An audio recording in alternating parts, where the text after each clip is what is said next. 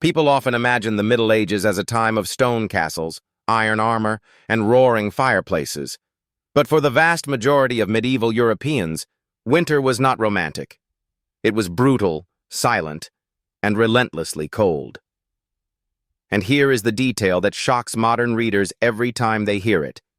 In winter, many medieval people slept in the same building as their cows, not visited them, not checked on them. They shared living space with them. To a modern mind, this sounds filthy, desperate, even animalistic.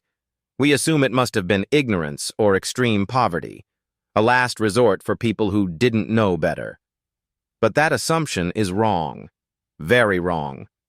Because just like medieval bread was not primitive food, but a deeply optimized system of nutrition and survival, medieval housing, including sleeping beside livestock, was not random suffering. It was a calculated adaptation to an environment that could easily kill you if you made one mistake. And winter was the deadliest season of all. So the real question isn't why were medieval people so backward that they slept with cows. The real question is, what problem were they solving that we no longer have to think about? That question changes everything. Winter in medieval Europe was not just cold, it was structurally dangerous. Homes were built from wood, mud, straw, and stone. Insulation, as we understand it today, didn't exist. Glass windows were rare or non-existent. Firewood was precious. Chimneys were inefficient or absent. And heat leaked out of everything. A fire might burn during the day, but at night it was often reduced or extinguished to conserve fuel and prevent fires. Once darkness fell, temperatures inside a peasant house could drop close to the freezing point, sometimes below it. Now imagine sleeping like that for months. Cold wasn't just uncomfortable. It weakened the immune system. It worsened infections. It increased mortality, especially among children and the elderly. A cold winter could mean the difference between survival and death. So medieval people asked a practical question, not a philosophical one. How do we stay alive through winter nights? The answer wasn't technology. It wasn't thicker blankets. It wasn't bigger fires. It was biology. A cow is a walking furnace. An adult cow maintains a body temperature of around 38 to 39 degrees Celsius, 100 to 102 degrees Fahrenheit. It produces an enormous amount of metabolic heat, especially when digesting rough winter fodder like hay. Now scale that. One cow can produce as much heat as several humans combined. A few cows in an enclosed space can raise the ambient temperature by several degrees, constantly, silently, all night long. No fuel required, no sparks, no smoke inhalation, just heat. Medieval people didn't calculate this in watts or BTUs, but they observed it. Over generations, through survival. They noticed something simple. Houses connected to animal stalls were warmer. Families living near livestock survived winters better. Animals survived better too, because cold kills cows as well. So, architecture adapted. This is how the byre dwelling was born. In many parts of northern and central Europe, peasant homes were designed as combined human-animal structures. Humans lived on one side. Animals lived on the other, sometimes separated by a wall, sometimes just by elevation. People slept slightly higher, animals slightly lower. Heat rises, and it rose from the animals into the living space. This wasn't accidental. It was intentional design. The animal's body heat warmed the house. The human's presence deterred predators and theft. Manure was easy to collect and repurpose for fertilizer, and livestock could be monitored during freezing nights. It was a closed-loop survival system, and crucially, it worked.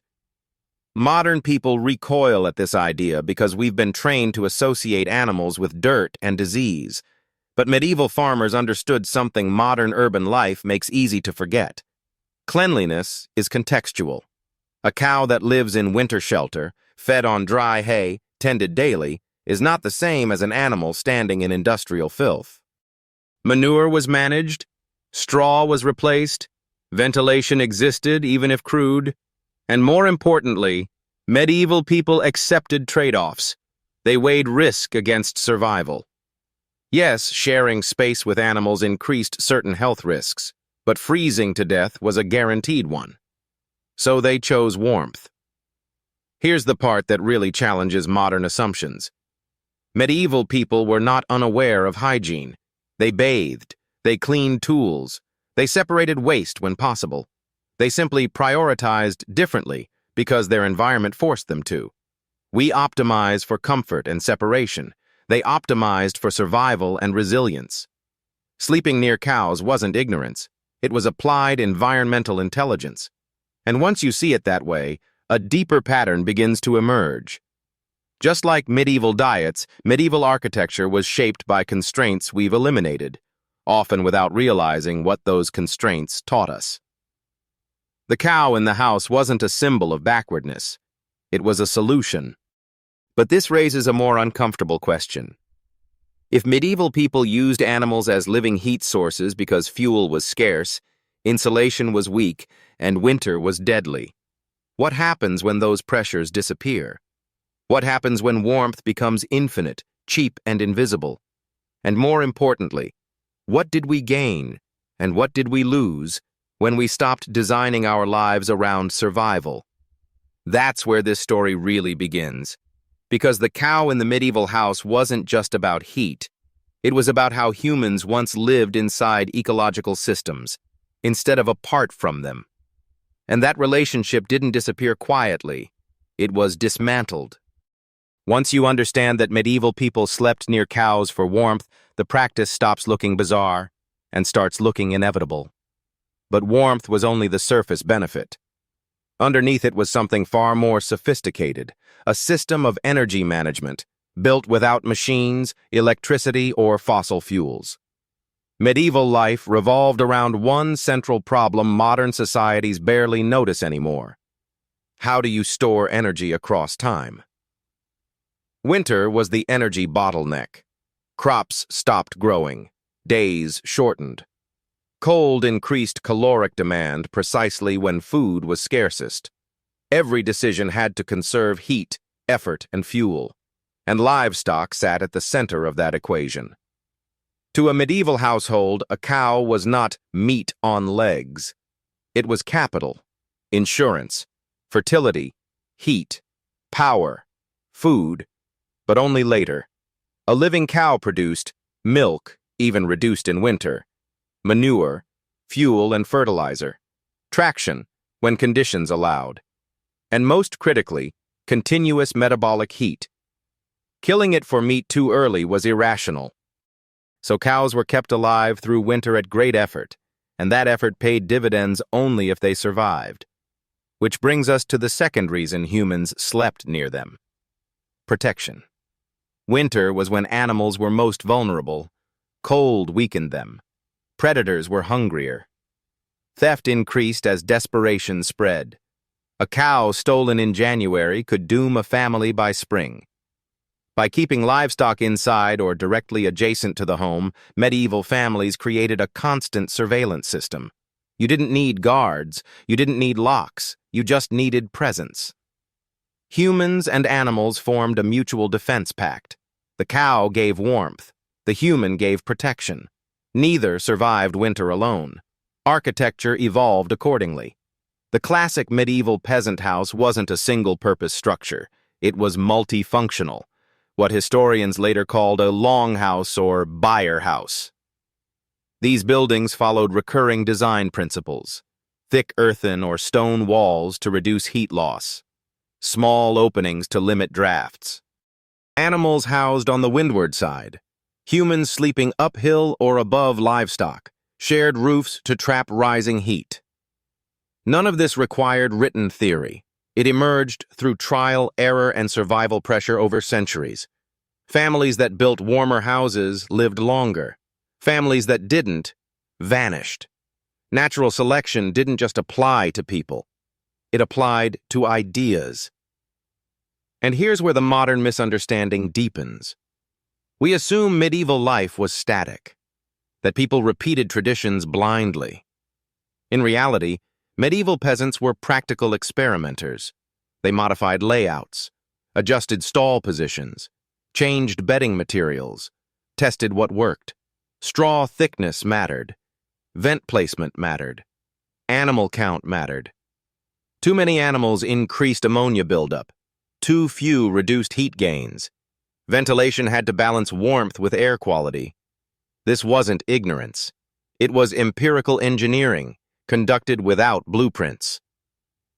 So why does this practice feel so alien today? Because modern housing inverted every constraint medieval people faced. We separated functions. Animals go outside or disappear entirely. Heating becomes centralized and invisible. Waste is flushed away. Warmth arrives at the push of a button. We no longer experience energy as something produced by living systems. We experience it as a service, and services hide costs. In medieval life, the cost of warmth was visible. You smelled it, you shoveled it, you fed it. You knew exactly where your heat came from and what it depended on. That awareness shaped behavior. People rose with the sun, slept close together, closed doors early, ate warming foods, reduced unnecessary movement. Winter life slowed down not because people were lazy, but because energy was scarce. Contrast that with modern winter. Lights blaze, rooms overheat, windows leak warmth into the night. Energy is wasted at a scale medieval people could not imagine. And yet, paradoxically, we feel more disconnected, more fragile. There's a psychological dimension here that often goes unnoticed. Living near animals anchored medieval people in biological reality. Life, death, warmth, waste, and survival were not abstract concepts. They were immediate and shared. Children learned responsibility early. Illness was noticed quickly. Death was visible and understood. This didn't make life easier, but it made it coherent. Modern life, by contrast, isolates functions. Food comes from nowhere. Heat comes from nowhere. Waste goes to nowhere. And that separation creates a dangerous illusion that systems are independent. They're not. Medieval people knew that if the cow died, winter became lethal. If the house leaked heat, sickness followed. If straw ran out, everyone suffered. Interdependence was obvious. This is why the image of medieval people sleeping with cows shouldn't disgust us. It should unsettle us, because it reveals something we've lost, an intuitive understanding of energy flow. They didn't talk about sustainability. They lived it, because failure meant death. We talk about sustainability endlessly, because failure is delayed, outsourced, and hidden. But medieval life wasn't idyllic. Disease existed. Parasites existed. Hardship was constant. The point isn't to romanticize. The point is to recognize intelligence where we've been taught to see only backwardness. The cow in the house was not a mistake. It was a response to a world that demanded constant adaptation. And then something happened. Slowly at first, then rapidly. Heating technologies improved. Chimneys became efficient. Coal replaced wood. Urbanization increased. Animals were pushed out, first into separate barns, then out of daily life entirely. The cow left the house, and with it went an entire way of thinking. We didn't just gain cleaner floors, we lost proximity to the systems that kept us alive. And that loss has consequences, not immediately visible, but profound. Because when warmth becomes abstract, waste becomes invisible, and food becomes disconnected from labor, humans begin to forget limits. And forgetting limits is dangerous. The medieval winter household teaches us something uncomfortable. Comfort and resilience are not the same thing. Medieval people were less comfortable, but more resilient. Their lives were harder, but better integrated with reality. Modern life is softer, but more brittle. And the cow, standing quietly in the corner of a winter house, was part of that resilience. Not because it was pleasant, but because it worked. Which leads to the final question. If medieval people organized their entire domestic life around surviving winter, and we've organized ours around eliminating discomfort, what happens when the systems we depend on stop working? That's the question medieval people never had to ask, because their answers were already sleeping beside them. By the time livestock disappeared from medieval homes, something deeper than architecture had changed. It wasn't just better chimneys, it wasn't just coal, then gas, then electricity. It was a philosophical shift in how humans related to survival. For medieval people, survival was participatory. You didn't outsource it. You didn't automate it. You lived inside it. Winter demanded awareness. You knew how much hay remained, how many nights the firewood would last, whether the cow was eating less, whether condensation on the walls meant heat loss, whether someone coughing might not survive until spring. Every signal mattered. And sleeping near animals wasn't a quirk. It was part of that constant feedback loop. Modern life severed that loop. We replaced biological systems with mechanical ones, then replaced mechanical systems with digital abstractions.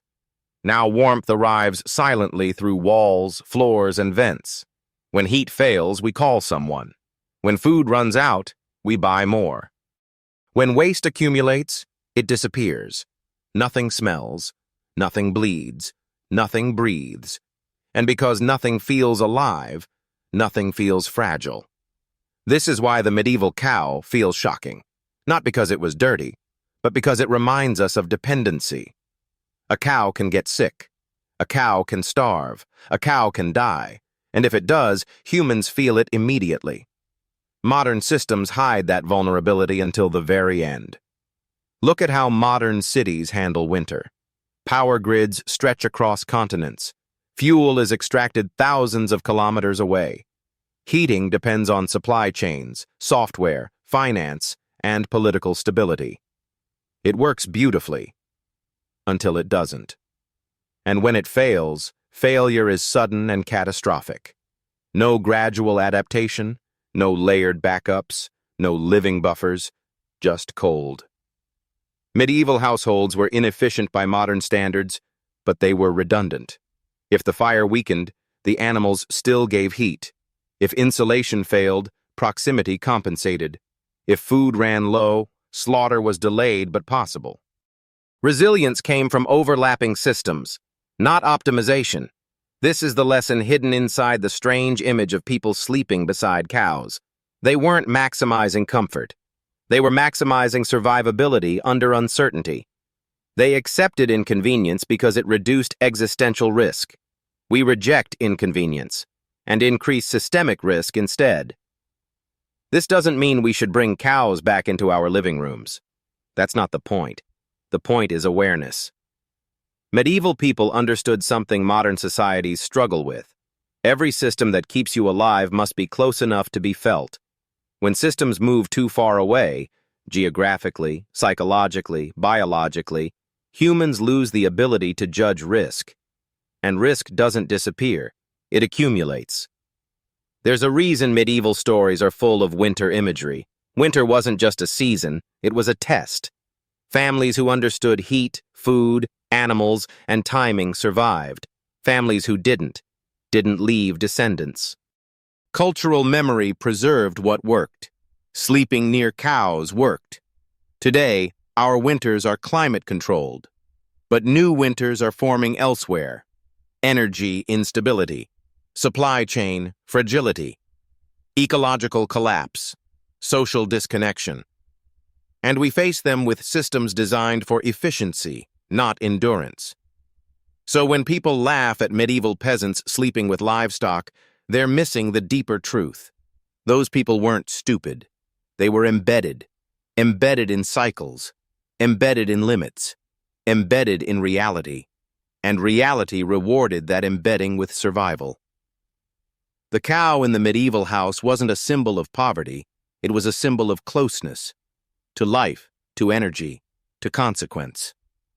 Modern humans live cleaner, warmer, and longer lives. But we also live further away from the systems that make those lives possible. And distance creates blindness. Medieval people slept beside cows because winter demanded humility. Modern people sleep beside radiators because systems promise control. History suggests humility ages better. So the next time you hear this strange medieval fact, don't ask, how could they live like that? Ask instead, what realities forced them to understand the world so well? And what realities are we no longer forced to understand at all? Because one day, winter always comes. The only question is whether your answers are alive or abstract.